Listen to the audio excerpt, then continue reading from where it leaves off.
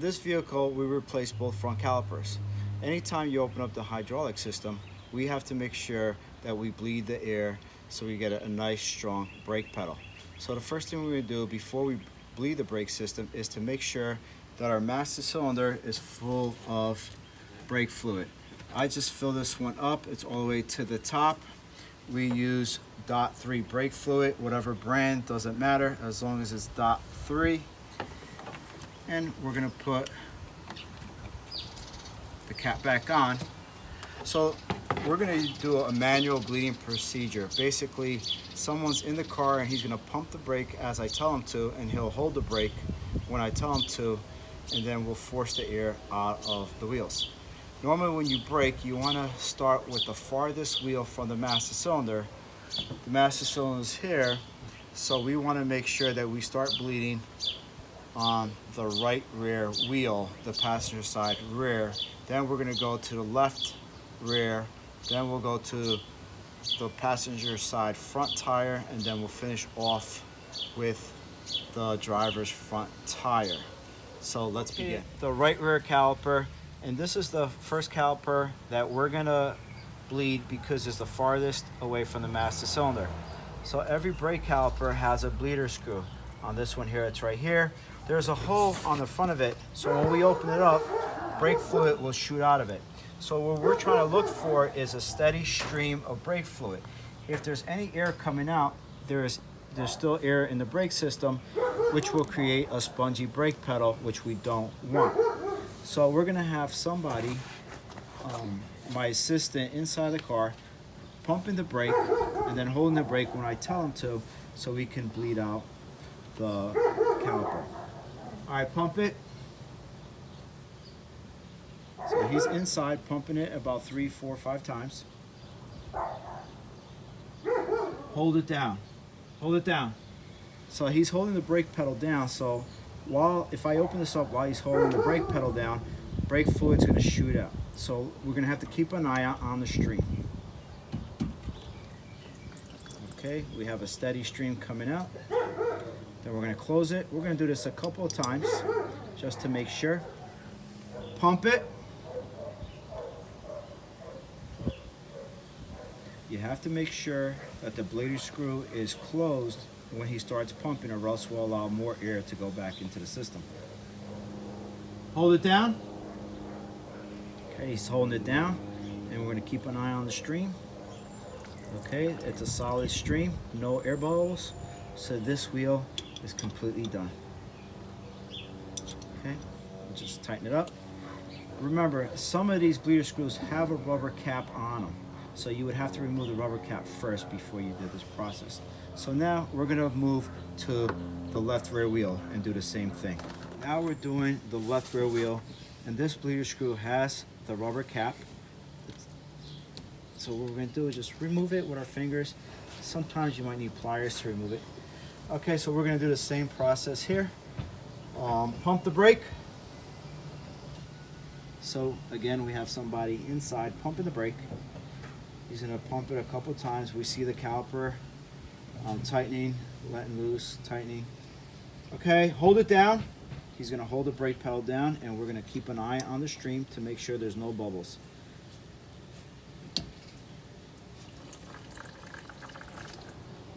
Okay.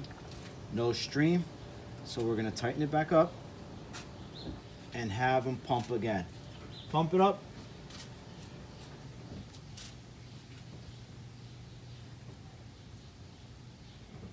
Okay, we're gonna have him hold it down again. Hold it down. All right, he's holding the brake pedal down. We're gonna check it one more time. If it's a steady stream, we'll move on to the next wheel.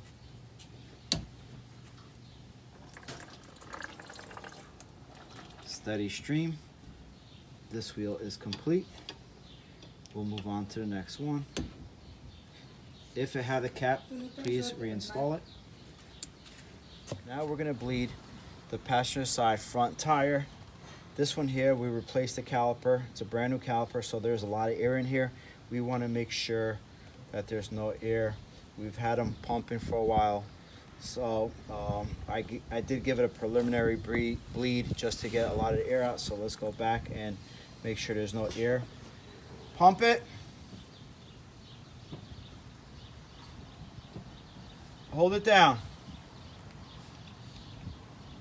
All right, we're gonna crack it loose.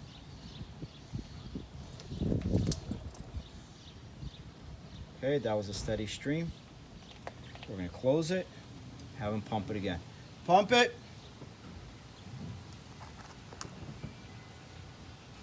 Sometimes you are gonna have to do this 3, 4, 5 times, and it won't hurt to go a second time around the car. Always make sure that the brake fluid level is full and that the master cylinder does not run dry, or else you're gonna create yourself more headaches, and then you're gonna have to really bleed it more than one time. Hold it down.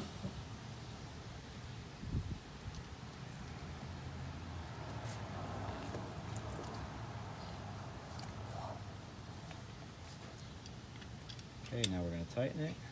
It looks good. All right, pump it. So this side here is completely done. Now we're gonna go to the last one, which is left front wheel. Final wheel, which is the left front wheel, the driver's side front wheel. And we are going to bleed this one, and then we should be done. Pump the brake.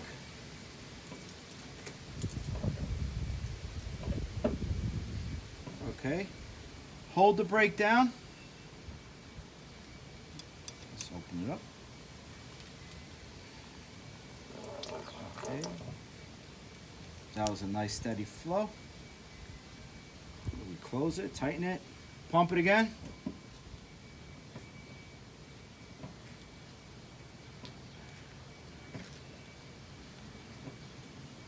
Hold it down.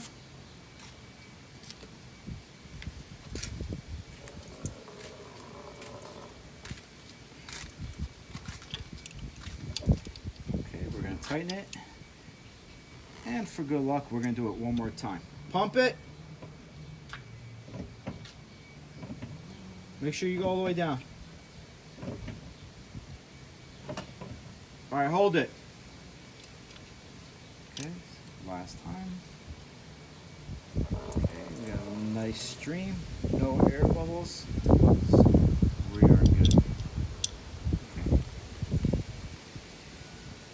Guys, now after we finish bleeding all the brakes, all the calipers, we want to make sure that we top off the brake fluid to the max line, and we're all done. And then we'll put the wheels back on and test drive it.